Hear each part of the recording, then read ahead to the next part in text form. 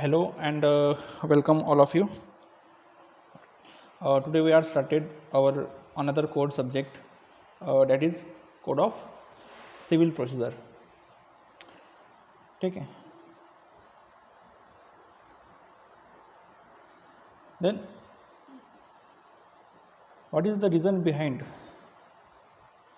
to call a civil procedure code as a code? Why we shall not call to civil procedure code as a act or law? ठीक आहे. तर याचं काहीतरी reason असतील किंवा काय असेल तर ते जे रिझन्स आहेत आपण ते ऑलरेडी डिस्कस केलेले आहेत. जर कोण पहिल्यांदा हा व्हिडिओ बघत असेल तर त्याने CRPCचे जे पहिलं लेक्चर आहे इंट्रोडक्टरी लेक्चर किंवा IPCचं इंडियन पेनल कोडचं जे पहिलं लेक्चर आहे इंट्रोडक्टरी लेक्चर तर त्याच्यापैकी एक बघून घ्या. तुम्हाला कोड म्हणजे कोडला कोड का म्हणता, लॉला लॉ का म्हणता हे तुम्हाला कळून जाईल. ठीक आहे. In that particular lecture we also discussed that there are two main segments or main types of law, codified law, types of codified law. That is one is procedural law and another is a substantive law. Okay. Then we also discuss in that lecture what is meant by the procedural law and what is meant by the substantive law. Substantive law means those law which provide the rights and liabilities of the person, and procedural law or which law which provide the mechanism or machinery to enforce the rights and remedies which is given by the substantive law. Okay. There is a one maxim in law that is ubi jus ibi remedium, means where there is a right there is a remedy. For example, Indian Contract Act provide a right to contract, or what is the form of contract, what is the important elements of contract, the contract form in which way. These all of provisions provided by the Indian Contract Act. Indian Contract Act also provide about the remedy in case of a breach of contract.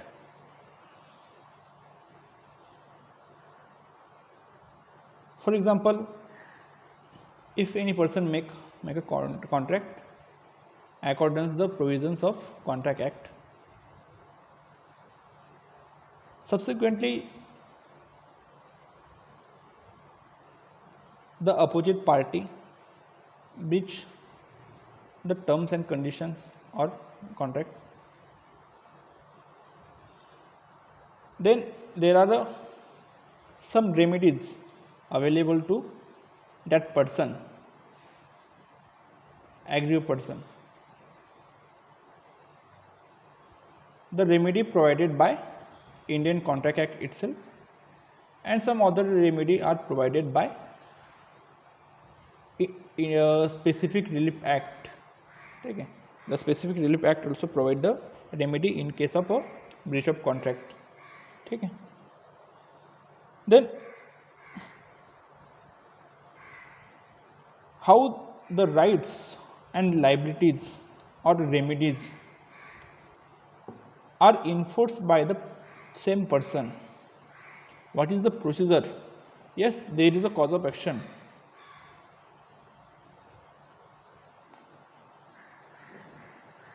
When the opposite party breaches the terms of contract,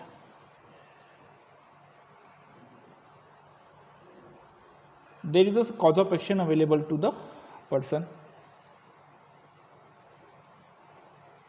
regarding the breach of contract or breach of the particular provisions of contract. Then what is the way or what is the procedure to enforce his rights and the liabilities of the party who is in default.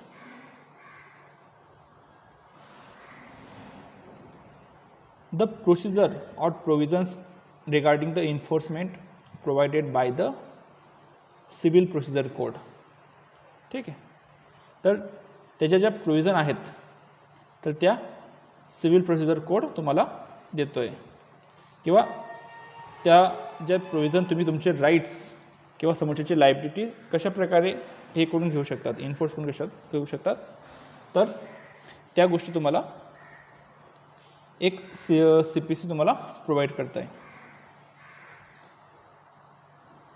तर राईटचे एक हे दोन प्रकार असतात. एक तुमचा एक personal right असतो आणि तुमचा एक सोशल राईट असतो किंवा एक सोसायटीचा राईट असतो. तर जेव्हा तुमचे पर्सनल राईट व्हायोलेट होतात त्यावेळेस तुम्हाला पर्सनली तुम्हाला ते राईट क्लेम करावं लागतात. त्याच्यात असं हे ते लोकल स्टँडाई आपण ज्यांना राईट म्हणतो, लोकल स्टँडाई म्हणजे ज्या a person who is suffered from the breaches of breach of right, then only he has right to sue in the court of law. तर फक्त त्यालाच ती रेमेडी अवेलेबल असते. लोकल स्टँडाई म्हणजे ज्याचे राईट व्हायोलेट झाले असतील तर त्याच माणसाला कोर्टात हे करावं लागतं. पण ते क्रिमिनल राईटबद्दल ते ॲप्लिकेबल नसतं. क्रिमिनल राईट जर एखाद्याचं व्हायोलेट झाले असतील तर कोणीही हे करू शकतं, criminal law set in to मोशनमध्ये आणू शकतं. फॉर एक्झाम्पल समजा आता ए हा व्यक्ती आहे, एक माणूस तुमच्या म्हणजे ए हा तुमच्या घराच्या समोर राहतो, बरोबर. बी आला, बीने काय केलं, एक दिवशी त्याचं सामान घेतलं आणि सगळं बाहेर फेकून दिलं आणि घरामध्ये राहायला लागला. त्याने पोझिशन ॲक्वायर केलं, बरोबर. आता तुम्ही जाणार का तिथं कोर्टामध्ये की एला जर डिप्राईव्ह ऑफ पोझिशन आहे, पोझिशनमधून हे केलेलं आहे तर त्याचं पोझिशन रिस्टोर करून द्या. कोर्ट विचारेल तुझा काय संबंध, बरोबर.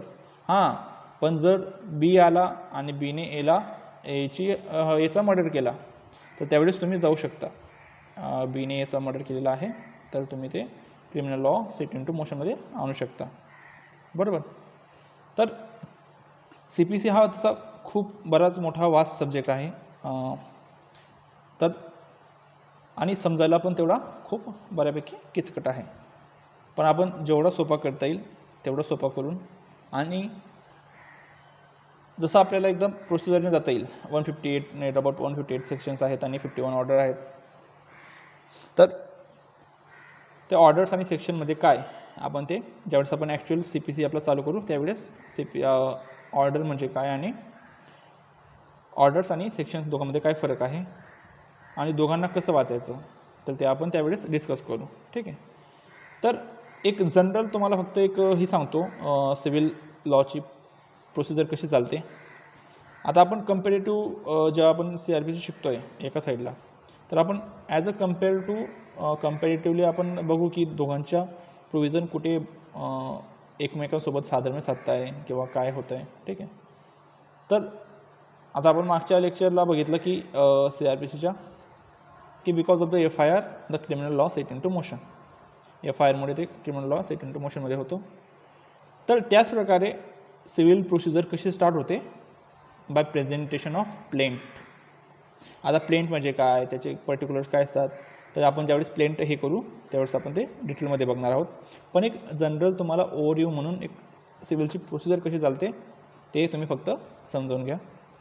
तर काय की एक प्लेंट म्हणजे plaint shall be in duplicate, ते 2 कॉपीजमध्ये आपण हे सेंड करायला पाहिजे, कोर्टामध्ये सबमिट करायला पाहिजे.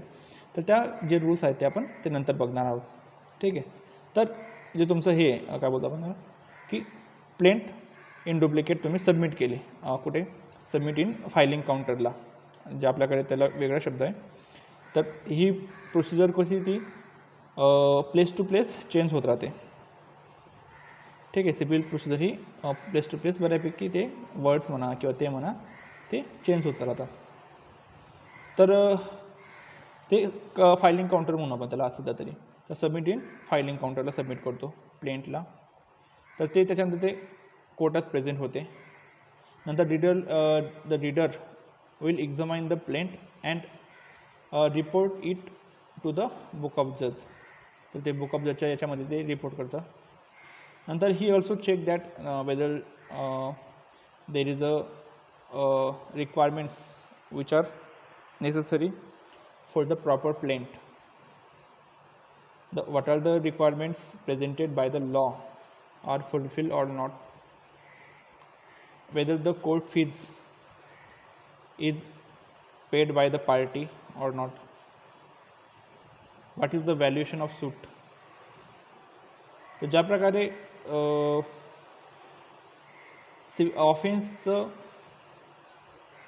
कोणत्या कोर्टाने ट्राय करायचं ते त्याच्या पनिशमेंटवर डिपेंड करतं, त्याप्रकारे कोणतं सूट कोणत्या कोर्टाने ट्राय करायचं ते त्याच्या व्हॅल्युएशनवर डिपेंड करतं, आणि जे जे सब्जेक्ट मॅटर आहे ते कुठे स्थिर आहे किंवा कुठे ते स्टेट आहे तर त्याच्यावर पण डिपेंड करतं. ते आपण ते ज्युडिशियलमध्ये बघणार आहोत.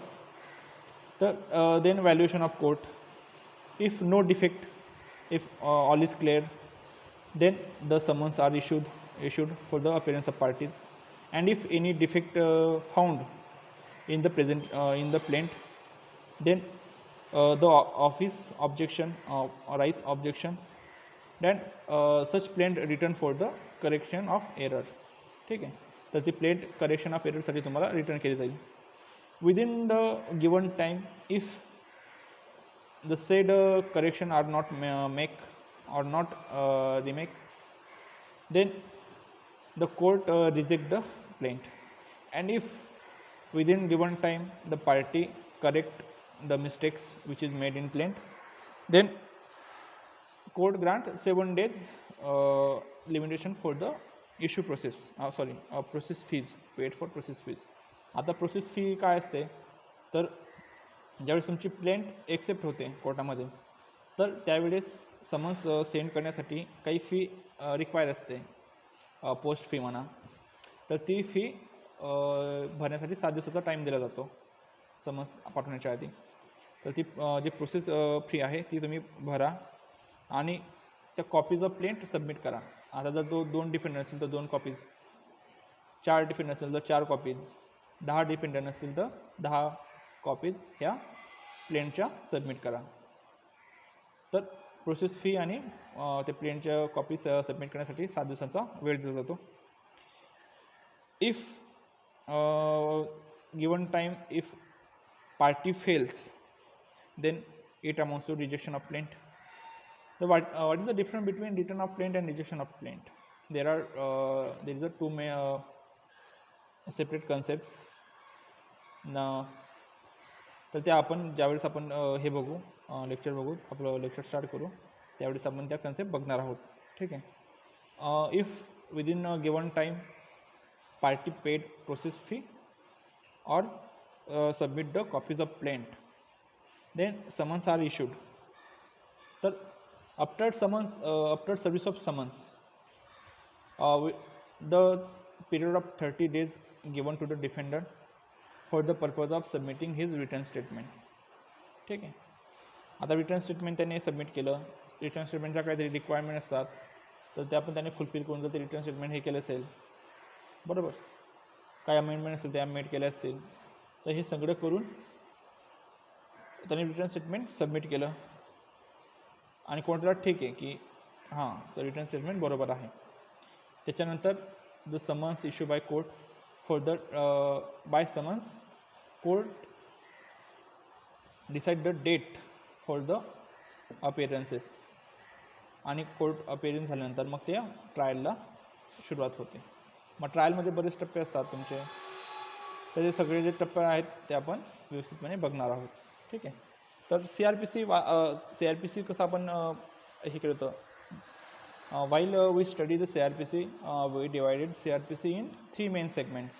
That is a pre-trial segment, pre-trial stage, second is a trial stage, and another is a post-trial stage. Like that, जर तुम्हाला CPC समजून घ्यायचं असेल किंवा अभ्यास करायचा असेल तर सी पी सीला पण वाचायचं एक पद्धत आहे.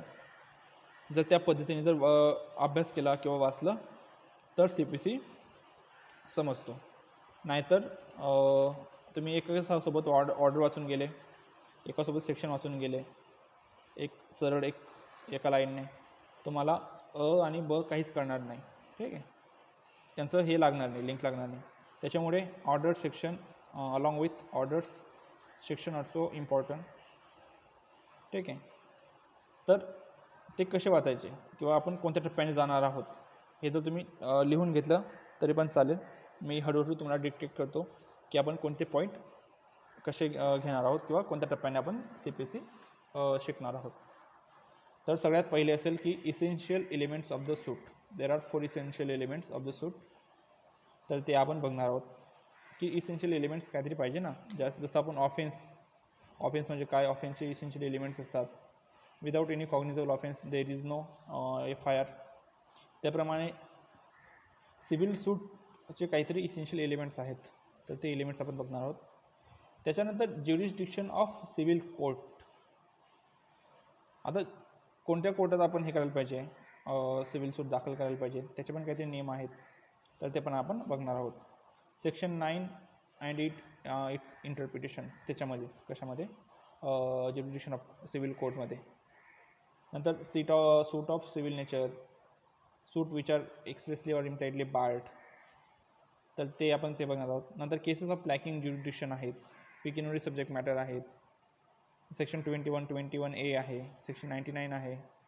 Void illegal and irregular decrease आहेत.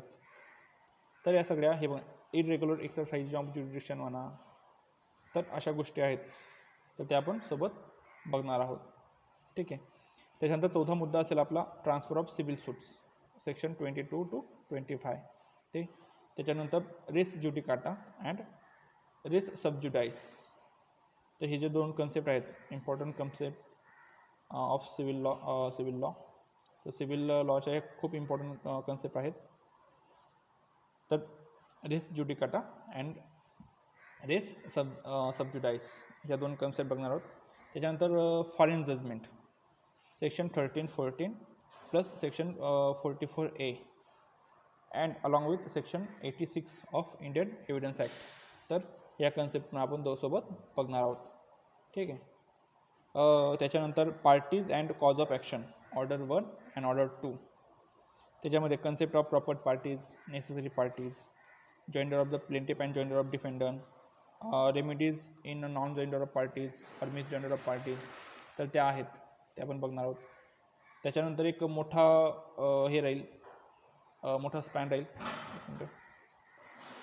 त्याच्यानंतर एक मोठा घटक आहे कोणता, तर order 4 to 10 plus order 14, order 15. That is institution of suit, order 4 rule 2. Pleading, त्याच्यानंतर प्लेंटची कन्सेप्ट, प्लेंटचे रिक्वायरमेंट्स काय आहेत, order 7. Particulars of plaint, procedure on admitting plaint, rule 9. Return and rejection of plaint, document relied on plaint, तर ह्या प्लेंटमध्ये बघणार आहोत. त्याच्यानंतर summons, order 5. Summons, issue of summons आहे, सर्व्हिस ऑफ समन्स आहे, तर ते आपण बघणार आहोत. त्याच्यानंतर return statement, set of and counter claim, order 8. त्याच्यानंतर प्लीडिंग इन जनरल, ऑर्डर 6, हे आपण बघणार आहोत. त्याच्यानंतर डॉक्युमेंट अँड विटनेसेस, तर discovery and inspection, order 9. Document witnesses या चॅप्टरमध्ये. Discovery and inspection, order 11. Interrogatories आहेत, प्रोडक्शन ऑफ डॉक्युमेंट आहे, इन्स्पेक्शन ऑफ डॉक्युमेंट आहे, notice to admit fact or document, order 12. त्यांच्यानंतर production, impounding and return of document, order 13. हे झालं. त्याच्यानंतर chapter 10 काय राहील, hearing and disposal of case. तर काय, first hearing and settlement of issues, order 13, rule 1 and 2, order 11 to order 14. ह्याच्यामध्ये आपण बघणार आहोत. Examination of parties by court which is provided by order 10, आपण ते पण बघणार आहोत. त्याच्यानंतर hearing of the suit and examination of witnesses under order 18. त्याच्यामध्ये recording of evidences, question objected and allowed to by court, remark on demeanour of witnesses, तर ह्या गोष्टी बघणार आहोत. त्याच्यानंतर ADR alternative dispute resolution, order 10, rule 1 ABC plus order section 89, ह्या हे पण याच्यामध्ये आपण बघणार आहोत. त्याच्यानंतर adjournment order 17, disposal of suit at first hearing. आता बाकीचे सूट पहिल्या हिअरिंगलाच डिस्पोज होतात, तर ते order 15 plus order 5 rule 5 or rule 8 त्याच्यामधला. त्याच्यानंतर appearances of the parties and consequences of non appearance of parties, order 9 हे बघणार आहोत. In case of defendant, in case of defendant जर ते डिफेंडंट अपिअर नाही झाला तर काय होतं, तर याच्यासोबत आपण x party decree and setting aside x party decree, rule 13 and 14 plus, तर हे याच्यात बघणार आहोत. त्याच्यानंतर जजमेंट, या ना मावशी एक मिनिट, ठीक आहे. तर appearance and non appearance of parties आपण ते तुम्हाला सांगितलं मी, ते ऑर्डर 9, ठीक आहे. त्याच्यानंतर काय येतं, त्याच्यानंतर तुमचं जजमेंट ऑर्डर 20, हे सगळं याच्यामध्येच, कशामध्ये, तुमचं हिअरिंग अँड डिस्पोजलच्या चॅप्टरमध्ये, ठीक आहे. तर या पद्धतीने जायचं सर. तर डिक्री येते, डिक्री ऑर्डर 20 रूल 5 to 20, नंतर judgment order 20 rule 1 to 4, judgment when pronounce किंवा प्रोनाऊन्सिंग ऑफ जजमेंटचे काही रूल असतील तर ते पण येणार आहेत याच्यासोबत, ठीक आहे. त्याच्यानंतर तुमचं डिक्रीमध्ये काय, कॉन्टिन्जंट डिक्री, डिक्रीचे टाईप्स ऑफ डिक्री, ठीक आहे, डेफिनेशन ऑफ डिक्री, तर ह्या गोष्टी आपण त्याच्यासोबत डिस्कस करणार आहोत. त्याचप्रमाणे कॉन्टिन्जंट डिक्री काय आहे, ऑर्डर 46 रूल 2 ते, नंतर cost section 35A B order 20A, त्याच्यानंतर इंटरेस्ट ऑर्डर सेक्शन 34, तर हे झालं. त्यानंतर चॅप्टर 11 एक्झिक्युशन ऑफ डिक्री, सगळ्यात CPCमध्ये सगळ्यात मोठं जो पोर्शन आहे तो एक्झिक्युशन ऑफ डिक्री हे व्यापतं, ठीक आहे. तर section 36 to 74 and order 21, order 21 सगळ्यात मोठी ऑर्डर आहे. तर हे एक्झिक्युशन ऑफ डिक्रीशी डील करतात. त्याच्यामध्ये आपण स्टे ऑफ एक्झिक्युशन ऑर्डर 41 आहे, rule 5 to 8, and order 21 rule 26 to 29, हे stay of execution. Meaning of execution आहे, application for execution, meaning of decree court and executing court, ते. नंतर concept of cross decree and cross claim, जसं आपण cross FIR बघितलं तसे, rule 18 to 90. नंतर question to be determined by executing court, section 47. नंतर modes of execution of decree, decree कशी execute करून घ्यायची, तर arrest and detention, attachment of property, नंतर sale of movable property, sale of immovable property, नंतर resistance to delivery of possession to decree holder or purchaser, तर ह्या concept of garnishee, नंतर रेटेबल distribution of assets हे आहेत. नंतर प्रिसिप्टची कन्सेप्ट आहे, प्रिसिप्ट म्हणून आहे एक कन्सेप्ट ती. तर ह्या सगळ्या कन्सेप्ट कशामध्ये, एक्झिक्युशन ऑफ डिक्रीमध्ये. त्याच्यानंतर appeal from appellate decree or second degree, अपीलच्या प्रोव्हिजन आपण त्याच्यानंतर बघणार आहोत as an chapter 12. Execution of decree नंतर appeal from appellate decree or second degree ह्या प्रोव्हिजन बघणार आहोत. त्याच्यामध्ये सेक्शन 96 to 112, ऑर्डर 41, 42, 43, 44 अँड 45. 44 आपण याच्यामध्ये पण बघणार आहोत, indigent person, appeal by indigent person. ज्यावेळेस स्पेशल सूट्स बघू त्यावेळेस ते पण सोबत आपण बघू. त्याच्यानंतर chapter 13 reference, section 113 and order 46. Then review, section 114 order 47 and revision, section 115. तर ह्या 3 कन्सेप्ट आपण सोबत बघणार आहोत, ठीक आहे. त्याच्यानंतर चॅप्टर 14 ते कोणतं आहे, इंटरलोक्युटरी ऑर्डर्स ऑर इंटेरियम ऑर्डर्स. तर त्या कोणत्या ऑर्डर आहेत किंवा काय आहेत आपण त्याची डील करणार आहोत. For example, arrest before judgment, Order 38, Rule 1 to 4. Attachment before judgment, Order 38, Rule 5 to 12. Temporary injunction, Order 39. Receiver, Order 40. Security for cost, Order 25. त्याच्यानंतर withdrawal of suit, Order 23, Rule 1 and 2. नंतर payment of court, payment into court, Order 24. Compromise of suit, Order 33, Rule 3. नंतर commissions, Order 26. नंतर special proceedings आहेत, special case, Section 90, Order 36. नंतर death, marriage and insolvency of parties which is provided by Order 23. तर हे बघणार आहोत. त्याच्यानंतर chapter 15 काय आहे की स्पेशल सूट्स. आता स्पेशल सूट्स आहेत ना की हे आपण ते जनरल सूट्सबद्दल बघितलं सगळ्या ह्या गोष्टी वरच्या. त्याच्यानंतर काय स्पेशल सूट्स म्हणजे काय. आता सूट्स असं की गव्हर्नमेंट असतं, suits by minor or against minor, suit by or against minor आहे. तर या ज्या गोष्टी आहेत तर त्या स्पेशल सूटमध्ये येतात. याच्यामध्ये suits by or against government, section 79 to 82 and Order 27 हे कशाशी डील करतं, suit against by or against government. नंतर इंटरप्लिटेड सूट आहे, सेक्शन 88, Order 35. नंतर suit by or against minor or lunatic, Order 33. Suit concerning family matters, Order 32A. नंतर suit by indigent person, Order 33 and appeal by indigent person, Order 44 हे. नंतर suit by or against firms, Order 30. Suit involving substantial question of law relating to interpretation of constitution of India, Order 27A. नंतर summary suit, Order 37. त्याच्यानंतर public nuisance, suit by alien against foreign ruler वगैरे. नंतर suit by or against member of arm forces, Order 28. नंतर suit by or against corporation, Order 29.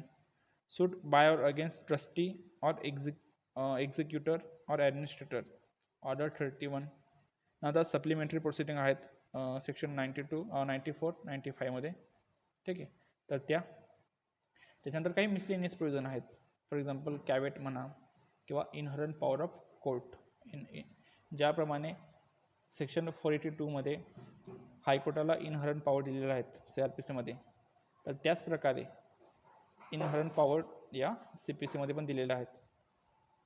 Procedural लॉमध्ये इनहरंट power देणं खूप महत्त्वाचं असतं, कारण प्रोसिजरल जेव्हा पण आपण फॉलो करतोय त्यावेळेस अशा काही एक्स्ट्राऑर्डिनरी सर्कमस्टान्सेस उद्भवू शकतात की ज्याच्यामुळे एक इरिपेबल लॉस और irreparable harm may be commit to any person. एखाद्या माणसाला तर इरिपेबल इंजुरी होऊ शकते किंवा इरिपेबल लॉस होऊ शकतो. तर त्याच्यासाठी एक एक्स्ट्राऑर्डिनरी सर्कमस्टान्सेसची डील करण्यासाठी एक्स्ट्राऑर्डिनरी किंवा इनहरंट पॉवर ह्या हायर कोर्टाला दिलेल्या असतात. ठीक आहे. तर हे तुम्हाला एक सिलेबस पूर्ण आपल्याला ज्या याच्याने जायचं, रोडमॅपने जायचं आहे तर ते आहे. कृपया तुम्ही याला व्यवस्थितपणे लिहून घ्या. आणि जर तुम्ही CPC जर वाचाल, जर तुम्ही ज्युडिशियरीची तयारी करताय किंवा ॲज अन लॉ स्टुडंट म्हणून ज्यावेळेस तुम्ही CPCशी डील कराल तर तुम्हाला ज्या पद्धतीने मी सांगितलेलं आहे तर त्याच पद्धतीने वाचायचं, त्याच पद्धतीने नोट्स काढायचं. त्यावेळेस तुम्हाला CPC समजेल, अदरवाईज तुम्हाला CPC समजणार नाही. ठीक आहे. तर आपण उद्यापासून किंवा नेक्स्ट लेक्चरपासून आपण आपले CPC चालू. ठीक आहे.